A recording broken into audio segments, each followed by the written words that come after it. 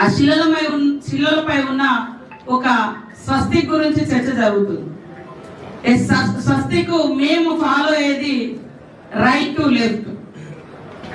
హిందూ సంస్కృతిలో అది ఇట్లా ఉంది, స్వస్తిక్ ఇట్లా ఉంది, కానీ మాకు రైట్. ప్రకృతి సిద్ధాంతం, మేము ప్రకృతిని ఆరాధిస్తాం. ఒక చెట్టు మొక్క ఇట్లా తిరుగుతుంది కానీ ఇట్లా తిరగదు. ఒక చెట్టుకు మొక్క ఇట్లా తిరగదు, రివర్స్ తిరగదు, ఇట్లా తిరుగుతాయి. కాబట్టి మేము అది ఫాలో అవుతుంది. ఒక సుడిగాలి కానీ వాటర్లో సుడి కానీ ఇట్లా వస్తుంది. మా పూర్వీకులు అదంతా మాకు తాళపత్రాలన్నీ కూడా మన పిల్లలు రీసెర్చ్ పిల్లలు ఒక టీం అరుణ్ వాళ్ళ టీం అంతా స్టడీ చేస్తే అది పూర్వం నుంచి ఏముందో స్వస్తికి దాన్నే ఫాలో అవుతున్నాం.